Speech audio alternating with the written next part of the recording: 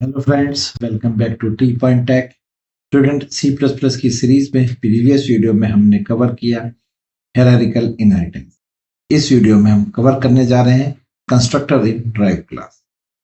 Student, आज हम समझेंगे कि किस तरह से ड्राइव क्लास का कंस्ट्रक्टर पेरेंट क्लास के कंस्ट्रक्टर को इन्वोक करता है। ये इसलिए जरूरी है क्योंकि ड्राइव क्लास के कंस्ट्रक्टर की रेस्पॉन्सिबिलिटी होती है पेरेंट क्लास के कंस्ट्रक्टर को इन्वोक करने, क्योंकि इनहेरिटेंस में पेरेंट क्लास का कंस्ट्रक्टर इनहेरिट नहीं होता। ये हम पहले डिस्कस कर चुके हैं, थ्योरेटिकली भी और प्रैक्टिकली भी हमने देखा कि पेरेंट क्लास का कंस्ट्रक्टर ड्राइव क्लास में इनहेरिट नहीं होता। और अगर आप चाइल्ड क्लास का कंस्ट्रक्टर क्रिएट करने जा रहे हैं तो कंस्ट्रक्टर ड्राइव क्लास का कॉल हो, यानी कि मेमोरी सबसे पहले किसको मिलने जा रही है? ड्राइव क्लास की। लेकिन ऐसा नहीं होगा, हमें लगेगा लेकिन ऐसा होगा नहीं, क्योंकि इंटरनली जो कंट्रोल है वो पहले पेरेंट क्लास के कंस्ट्रक्टर को कॉल करेगा, वो मेमोरी में लोड होगा, एक ऑब्जेक्ट क्रिएट होगा, उसको मेमोरी एलोकेट होगी, तब जाकर चाइल्ड क्लास का कंस्ट्रक्टर कॉल होगा बाद में। क्योंकि जब तक पेरेंट क्लास एग्जिस्ट नहीं करती मेमोरी में, जब तक चाइल्ड क्लास क्रिएट नहीं होगी, क्योंकि पहले पेरेंट आता है बाद में चाइल्ड आता है। तो पहले तो चाइल्ड आने का मतलब ही नहीं होता। आप समझ गए? जैसे एक रियल लाइफ एग्जाम्पल, पहले पेरेंट्स आए थे ना, बाद में हम लोग आए, तो हम लोग पहले आ ही नहीं सकते। और वही चीज आप यहाँ पे लगेगी कि पहले पेरेंट क्लास कॉल इन्वोक होगी, उसको मेमोरी में जगह मिलेगी, उसके बाद चाइल्ड क्लास बनेगी। लेकिन ये काम ऑटोमेटिकली हो, सिर्फ आपको पता होना, डिफॉल्ट कंस्ट्रक्टर के केस में। लेकिन अगर पैरामीटराइज कंस्ट्रक्टर है तो आपको कुछ सिंटेक्स चेंज करना पड़ेगा। क्लियर है? तो डिफॉल्ट कंस्ट्रक्टर तो बाय डिफॉल्ट होगा, पैरामीटराइज में हम कुछ चेंजेस करेंगे। चलिए, इसको हम पहले एक थ्योरेटिकल स्टेप्स में समझते हैं, फिर आपको प्रैक्टिकली करके देखें। चलिए, कंस्ट्रक्टर इन ड्राइव टॉपिक है। तो student, when we inherit a class from another class and create an object of the drive class, the default constructor of the drive class will be invoked. But before that, default constructor of all the base classes will be invoked first automatically. वही चीज जो मैंने अभी आपको समझाया कि drive class का जब आप ऑब्जेक्ट क्रिएट करते हैं तो कंस्ट्रक्टर और ड्राइव क्लास के ही कॉल होगा, लेकिन इंटरनली कंट्रोल पहले पेरेंट क्लास के कंस्ट्रक्टर को इन्वोक कर देगा, इन्वोक करेगा, प्रोसेस करेगा, फिर वापस लौट के आएगा ड्राइव क्लास के पास। अब ड्राइव क्लास के कंस्ट्रक्टर को प्रोसेस करेगा। इन्वोक हुआ था चाइल्ड क्लास का पहले, लेकिन प्रोसेस नहीं हुआ। प्रोसेस पहले पेरेंट का हुआ, बाद में चाइल्ड का हुआ। ये बात ध्यान में रखिए। क्लियर? चलिए, अब ऑर्डर क्या है? ऑर्डर ऑफ द कंस्ट्रक्टर की इनहेरिटेंस में मल्टीपल इनहेरिटेंस करिए। एक चाइल्ड क्लास है सी, दो पेरेंट क्लास हैं ए और बी। सी ने ए और बी को इनहेरिट कराया, तो कौन सा पहले वाला कॉल हो? तो जो क्लास पहले इनहेरिटेंस में आई है पहले उसका कॉल होगा, यानी कि पहले ए कॉल होगा, फिर बी कॉल होगा, फिर सी कॉल होगा। ये इनहेरिटेंस ऑर्डर आप याद रखेंगे। क्लियर है? चलिए, इसको आपको एक डायग्राम से समझाते हैं। देखिए, एक आपने क्लास बनाई ए, ओके, इसका एक कंस्ट्रक्टर बनाया पब्लिक ए, ये लीजिए, ओके। इसी तरह से आपने क्लास बनाई बी, इसमें भी आपने एक कंस्ट्रक्टर बनाया बी, ये इसकी बॉडी। एक क्लास बनाई आपने सी, इसका भी आपने एक कंस्ट्रक्टर बनाया सी, ये इसकी बॉडी। चलिए, अब आप एक क्लास बनाने जा रहे हैं डी। अब आप यहाँ पे इनहेरिटेंस करते हैं। सबसे पहले आपने पब्लिकली ए को इन्वोक करा, मतलब ए को इनहेरिट कराया। फिर पब्लिकली आपने बी को इनहेरिट कराया। फिर पब्लिकली आपने सी को इनहेरिट। अब आपने ये पब्लिक में डी का कंस्ट्रक्टर बनाया, ठीक है। चलिए, अब अगर आप डी क्लास का ऑब्जेक्ट क्रिएट करते हैं, जैसे आपने लिखा डी ऑब्जेक्ट, या आपने जैसे डी क्लास का ऑब्जेक्ट क्रिएट करा, ये मेन के अंदर हो रहा है काम, ठीक है। मेन फंक्शन जो आप बनाएंगे उसके अंदर ही काम चल रहा है। तो जैसे ही आपने क्रिएट करा डी क्लास का ऑब्जेक्ट, तो कॉल तो डी क्लास का कंस्ट्रक्टर ही हुआ है, लेकिन वो प्रोसेस नहीं हुआ, मतलब एग्जीक्यूट नहीं हुआ। पहले वो कंपाइलर यानी कंट्रोल ए को कॉल करेगा, ए के कंस्ट्रक्टर को प्रोसेस करेगा, फिर बी के कंस्ट्रक्टर को प्रोसेस करेगा, फिर सी के कंस्ट्रक्टर को प्रोसेस करेगा, फिर डी की बॉडी में आएगा। ये है पॉइंट जो आपको याद रखना। For multiple inheritance order of the constructor call is the base class constructor are called in the order of inheritance and then the derived class constructor. Clear है, ये पॉइंट याद रखिएगा। अब अगर यहां पर पहले ए की बजाय मैं यहां पर सी लिख दूं और यहां पर ए लिखूं, फिर यहां पर बी लिखूं, तो बताइए इनहेरिटेंस का ऑर्डर क्या हो? सबसे पहले सी वाला कॉल हो, ये कॉल, फिर ए वाला कॉल हो, फिर बी वाला कॉल हो, और फिर डी वाला। ये याद रखिए। क्लियर है? तो स्टूडेंट ये जो आपने समझा ये डिफॉल्ट कंस्ट्रक्टर के बारे में। पैरामीटराइज कंस्ट्रक्टर का जो स्ट्रक्चर है कॉल करने का और उसको लिखने का जो सिंटेक्स है वो अलग है। ये डिफॉल्ट की बात हो रही है। समझ में आ गया? चलिए, सबसे पहले हम डिफॉल्ट कंस्ट्रक्टर की इंप्लीमेंटेशन देखते हैं किस तरह से होती है प्रैक्टिकली। देखिए, आपने यहां पर एक क्लास क्रिएट करी ए बी सी, और इसके अंदर आपने कंस्ट्रक्टर लिखा पब्लिक ए, और इसमें सी आउट प्रिंट करा लिया slash N A B C constructor. ठीक है। एक क्लास बनाई आपने एक्स वाई, और इसमें आपने लिखा public X Y, class A B C, constructor का नाम ए बी सी। ठीक है, ये एक्स वाई, इसमें आपने लिखा cout X Y Z constructor.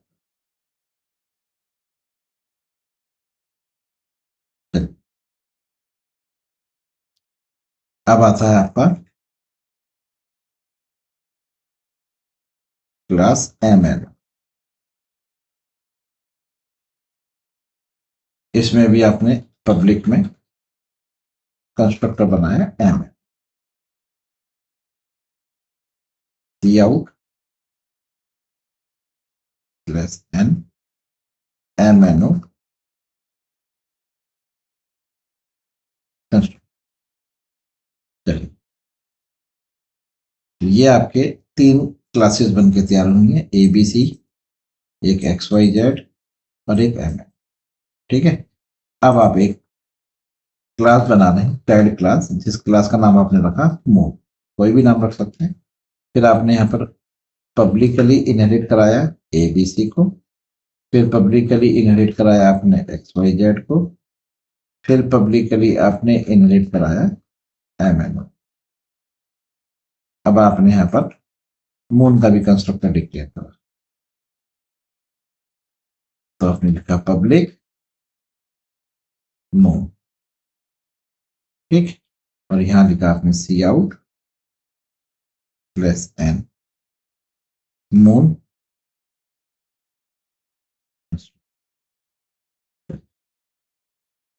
तो देखिए यहाँ पर जो चाइल्ड क्लास है वो आपकी मून है, जो सबसे पहले एबीसी को इनहेरिट करा रही है, यानी कि एबीसी पहले पेरेंट बना एम मून का, फिर एक्स वाई जेड बना, फिर एम एन बना। ठीक, अब आपने यहाँ पर मून क्लास का ऑब्जेक्ट क्रिएट करा। तो जैसे ही आप यहाँ पर मून क्लास का ऑब्जेक्ट क्रिएट करेंगे तो कॉल तो पहले मून की होगी, यानी इन्वोक तो पहले मून ही होगा, लेकिन उसकी बॉडी जो है वो पहले प्रोसेस नहीं होगी, वो एग्जीक्यूट नहीं होगी। एग्जीक्यूट होगी सबसे पहले मून के पेरेंट्स की। कौन है पेरेंट?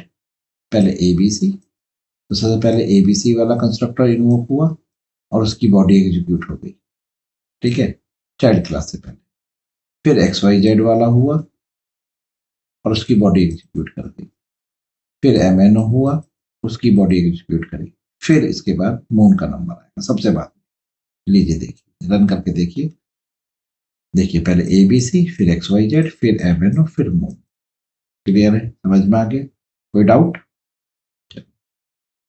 अगर आपने यहां पर पहले लिख दिया होता एम एन ओ, फिर आपने लिखा होता ए बी सी, और फिर आपने लिखा होता एक्स वाई, तो कौन सा पहले कॉल?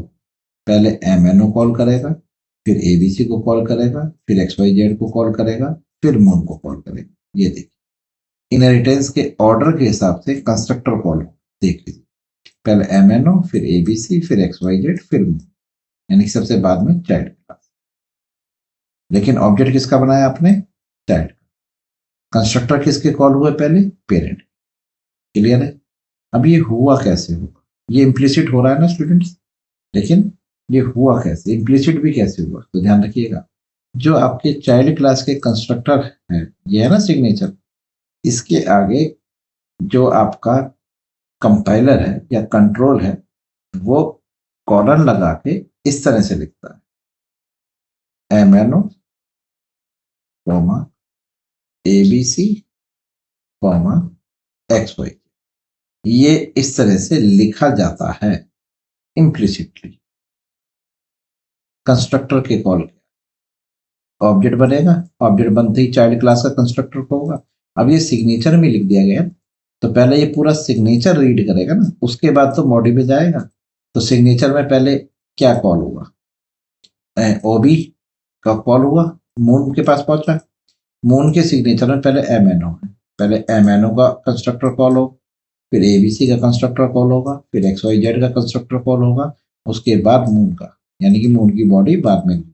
ये लिखने की जरूरत नहीं है, ये सिर्फ आपको पता होना चाहिए। अगर आप लिख भी रहे हैं तो भी कोई गलती नहीं है। आप रन करके देखिए, ये देखिए जिस ऑर्डर में आंसर आ रहा था उसी ऑर्डर में आ रहा है, यानी कि सारा काम इम्प्लिसिट ही हो रहा था, हमने इसको एक्सप्लिसिट करके देखा। अब आप एक काम करिए, जब आप करके देख ही रहे हैं तो आप इसको पहले ए बी सी लिख लीजिए, फिर आप एक्स वाई जेड लिख लीजिए, फिर आपने मतलब आपने एक्सप्लिसिटली यहाँ पे जो इन्वोक करी, आपने जो लिखा ऑर्डर, आपने पहले ए बी सी लिखा, फिर एक्स वाई जेड लिखा, फिर एम एन ओ लिखा, लेकिन आपने जो यहाँ पर कंस्ट्रक्टर के ऑर्डर लिखे इससे कोई फर्क नहीं पड़ेगा। वो सबसे पहले इनहेरिटेंस को ही देखेगा, पहले एम एन ओ कॉल होगा, फिर ए बी सी, फिर एक्स वाई। यहाँ पर आपके लिखने से नहीं होगा, ये देखिए पहले एम एन ओ ही कॉल होगा, फिर ए बी सी, फिर एक्स वाई जेड, फिर। क्लियर है? तो ये जो कंस्ट्रक्टर की कॉल है, ये किसी भी ऑर्डर में आप लिख दीजिए, इससे कोई फर्क नहीं पड़ता प्रोग्राम पे, वो सिर्फ इनहेरिटेंस के अकॉर्डिंग चलेगा, ये याद रखिए। क्लियर है? समझ में आ गया? डिफॉल्ट कंस्ट्रक्टर, डिफॉल्ट कंस्ट्रक्टर वो होता है जिस कंस्ट्रक्टर में पैरामीटर नहीं, तो उनको डिफॉल्ट कंस्ट्रक्टर। तो अभी ये जो आपने एग्जांपल देखा ये डिफॉल्ट कंस्ट्रक्टर, लेकिन अगर यहाँ पर जो पेरेंट क्लास है वो डिफॉल्ट कंस्ट्रक्टर की बजाय अपने पास पैरामीटराइज कंस्ट्रक्टर रखे हुए हैं, तो फिर उनकी इन्वोक कैसे, ये चीज समझने वाली। तो देखिए, पेरेंट क्लास के कंस्ट्रक्टर के पास इंटीजर वैल्यू चाहिए, एक्स वाई जेड के पास एक फ्लोट वैल्यू चाहिए, और जो एम एन ओ है इसको एक कैरेक्टर वैल्यू चाहिए। देखिए, अब जो हमारी पेरेंट क्लासेस हैं उनके जो कंस्ट्रक्टर है वो डिफॉल्ट नहीं है, वो पैरामीटराइज है। अब आपको खास तौर पर ध्यान रखना है कि चाइल्ड क्लास के अंदर पैरामीटराइज कंस्ट्रक्टर ही बनाना पड़ेगा, क्योंकि पेरेंट का कंस्ट्रक्टर अगर पैरामीटराइज है तो चाइल्ड का कंस्ट्रक्टर भी पैरामीटराइज होना मैंडेटरी है, क्योंकि चाइल्ड क्लास के कंस्ट्रक्टर की रेस्पॉन्सिबिलिटी होती है पेरेंट क्लास के कंस्ट्रक्टर को इन्वोक करने की और पैरामीटर पास करने, क्योंकि आप ऑब्जेक्ट हमेशा चाइल्ड के ही तो बनाएंगे। तो चाइल्ड क्लास का जब कंस्ट्रक्टर कॉल होगा उसी टाइम आपको वो सारे पैरामीटर पास करने हैं एक एक करके, जो उसको पेरेंट क्लास को चाहिए, जो ड्राइव क्लास पास करेगी, वो आपको एक एक करके लिखने पड़ेंगे। अब जैसे एबीसी को इंटीजर चाहिए, एक्स वाई जेड को फ्लोट चाहिए और एमएनओ को करेक्टर चाहिए। तो देखिए, ये चाइल्ड क्लास का कंस्ट्रक्टर है मूव, इसके अंदर आप एक एक सारे पैरामीटर वो पास करिए जो पेरेंट्स को चाहिए। जैसे इंटीजर आपने एक ले लिया ए, ठीक है, वेरिएबल नेम आप कुछ भी रख लीजिए। एक आपने फ्लोट वेरिएबल ले लिया बी, और एक आपने करेक्टर वेरिएबल ले लिया सी।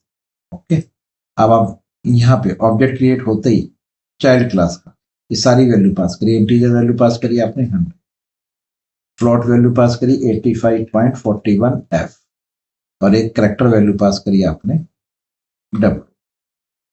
क्लियर? ये अब ये रिसीव हो गए। थोड़ा सा स्पेस रख लीजिए इनके बीच में जो आपको साफ साफ नजर आए। तो ये 100 जो है ये इस ए में जाके स्टोर हुआ, 85.41 इस बी में जाके स्टोर हुआ, और ये डब्ल्यू इस सी में आया। ठीक है, अब आप जिसको जो पैरामीटर पास करना है पेरेंट को, वो उसके कंस्ट्रक्टर में यहाँ पे लिख दीजिए। जैसे ए बी सी को इंटीजर चाहिए तो ए लिख दीजिए, एक्स वाई जेड को क्या चाहिए था फ्लोट, तो यहाँ पे बी लिख दीजिए। ये वाले पैरामीटर, ये जो नाम है, ये वाले पैरामीटर आप यहाँ पास कर रहे हो, एमएनओ में सी पास कर दीजिए। तो ये सिग्नेचर, हाँ, अगर जैसे मैंने आपको पीछे बताया था, ये सिग्नेचर अगर आप यहाँ नहीं लिखेंगे तो एरर आएगी। हाँ जी, अगर पेरेंट क्लास का कंस्ट्रक्टर पैरामीटराइज है तो चाइल्ड क्लास के कंस्ट्रक्टर को भी पैरामीटर बनाना पड़ेगा, पैरामीटराइज बनाना पड़ेगा, और उसके आगे आपको सिग्नेचर में, उसकी सिग्नेचर में आपको कॉल करने पड़ेंगे पेरेंट क्लास के कंस्ट्रक्टर, जिसमें आप पैरामीटर पास करेंगे। ठीक है, ये देखिए हो गया। अब एबीसी के पास क्या पहुंच गया, इंटीजर। आप चाहें तो यहाँ पर इंटीजर वैल्यू को प्रिंट करा के देख लीजिए। इस तरह से आप फ्लोट वैल्यू यहाँ प्रिंट करा के देख लीजिए, और एक करेक्टर वैल्यू आप यहाँ प्रिंट करा के देखिए। ये एक एक करके वैल्यू यहाँ पर पहुंच जाए। ये थोड़ा सा इस तरह से। ओके स्टूडेंट, चलिए रन करके दिखाएं आपको। लीजिए देखिए, एमएनओ के पास करेक्टर वैल्यू एक बीसी के साथ, एबीसी के साथ 100, एक्स वाई जेड के साथ 85.4, फिर मूव कर। क्लियर है?